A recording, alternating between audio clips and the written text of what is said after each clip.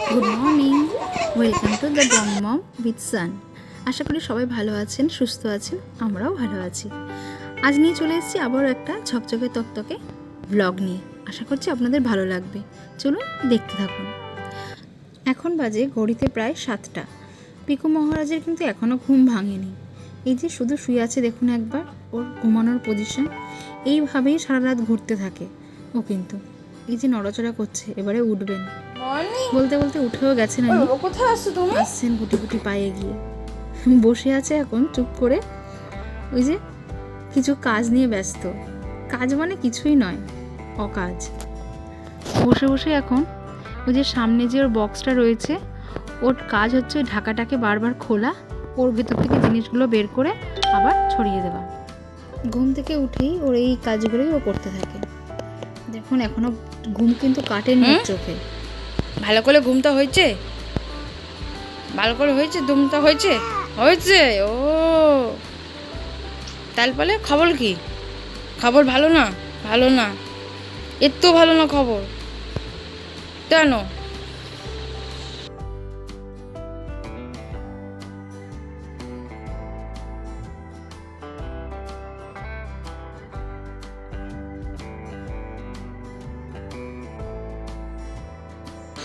দুধু খাবে? ও দুধু বোতল কই? কোথায় আছে দুধু বোতল? ও সকাল হয়েছে, এখন দুধ খাবে। আমি রাত্রিবেলায় এগুলো নিয়ে শুই যাতে হাতের কাছে সুবিধা হয়, সেই জন্য একবারই ওঠে। তো মাঝরাতে একবার ওঠে, আর এই সকালবেলা ঘুম থেকে উঠলে এই টাইমটা ওকে আমি দুধই দিয়ে থাকি। তারপরে 9টা বাজলে ও ব্রেকফাস্ট করে। ওই জন্য আমাকে দেখাচ্ছে যে এখন দুধ খাবে। তো চলো দেখতে থাকুন। এই যে দুধ গুলে দিয়েছি। এই মহারাজ এখন শুয়ে শুয়ে নিজে একাই খেয়ে নেবে। ও খেতে থাকুক, তারপরে খাওয়া হয়ে গেলে ওকে ফ্রেশ করিয়ে দেবো, দিয়ে আমি বাকি কাজ সেরে ফেলবো। বাকি কাজ মানে এই আর কি, বিছানাটাকে ভালো করে গুছিয়ে নেওয়া। ঘরের বিছানা যদি একদম পরিষ্কার থাকে, দেখতে কিন্তু ঘরটা পুরোটাই পরিষ্কার পরিচ্ছন্ন লাগে। আগে বিছানাপত্র গুছানোই থাকতো ঠিকঠাকভাবে, এখন তো আর হয়ে ওঠে না। এই মহারাজের জ্বালায় আমি একদিকে গোছাতে থাকি আর ও আরেকদিকে সব অগোছালো করতে থাকে। তবে বাচ্চা থাকলে এরকম একটু হওয়াই ভালো, তাই নয় কি? বলটাকে এরকম সামনে রেখে আর ওইখানে শুয়ে আছো কেন? বলটাকে সামনে রেখে দিয়েছে, দিয়ে ওখানে চুপ করে শুয়ে আছে বলের দিকে তাকিয়ে। এদিকে মিষ্টি জানির মন কিন্তু খুব খারাপ। সকালবেলা কেউ খেলছে না, সবাই সবার কাজে ব্যস্ত। ওর এখন চাই একটু ওর সঙ্গে কেউ বল নিয়ে দৌড়াদৌড়ি করে খেলবে, বা ও কিছু চুরি করবে, ওর পেছনে সবাই মিলে ছুটবো আমরা। এটাই ওর খুব মজার খেলা একটা। তো চলুন ও শুয়ে থাকুক, ওর সঙ্গে আমাদের তো শুয়ে থাকলে চলবে না, কাজ এগিয়ে নিয়ে যেতেই হবে। এদিকে চলে এসেছি রান্নাঘরে পিকুর ব্রেকফাস্ট তৈরি করার জন্য। আজকে সকালে দিয়েছিলাম পিকুকে সাবু দিয়ে টক দই।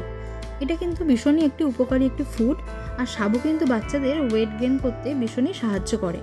চলুন দেখতে থাকুন কীভাবে আমি বানাই। বানানো কিন্তু ভীষণই সোজা। যদি পারেন আগের রাত্রিবেলা যদি সাবুটাকে ভিজিয়ে রাখা হয় তাহলে কিন্তু খুবই ভালো হয়। কিন্তু আমার হাতে যেহেতু কোনো সময় ছিল না, সেই জন্য আর ভুলেও গেছিলাম ভেজাতে, তাই সকালবেলা চটজলদি ধুয়ে নিলাম। নিয়ে কড়াই বসিয়ে দিয়েছি, দিয়ে দিলাম 2 বাটির মতো জল। সাবুটাকে কিন্তু ভালো করে আমি ধুয়ে নিয়েছি। 2 বাটির মতো জল দিয়ে এর মধ্যে দিয়ে দিলাম গোটা জিরে ফোড়ন। এই টক দই যেহেতু একটি প্রোবায়োটিক ফুড, সেই জন্য এটা বাচ্চাদের জন্য কিন্তু ভীষণই উপকারী। বাচ্চা কেন, বড়দের জন্যও ভালো, কারণ শরীরে তো অনেক ধরনের ব্যাকটেরিয়া থাকে, সেগুলো কিন্তু মেরে ফেলতে ভীষণই সাহায্য করে টক দই। তো বাচ্চাদের দেওয়াই যেতে পারে এরকম খাবার। আর ওদের একই খাবার খেতে খেতে অনেক সময় একঘেয়েমি লেগে যায়, আমাদের যেমন হয় আর কি।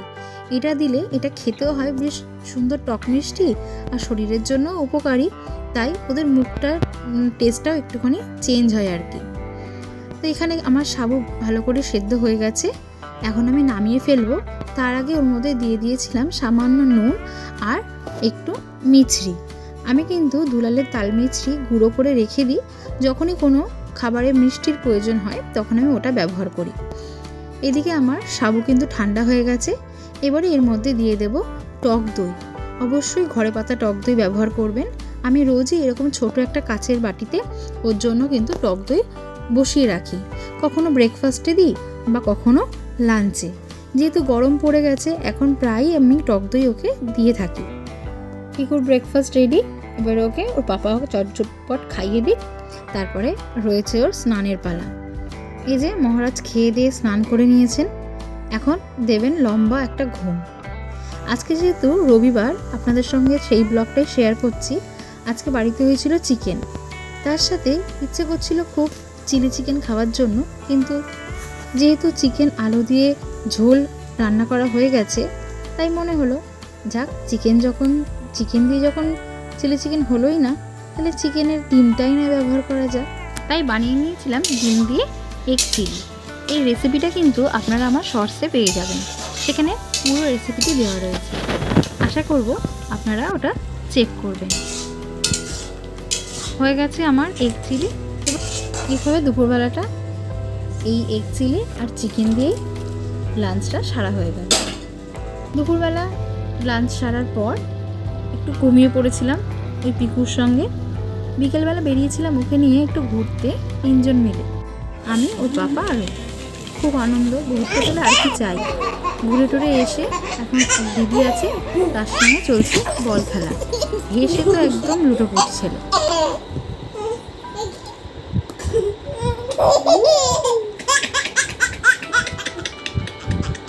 শুনলেন হাসি?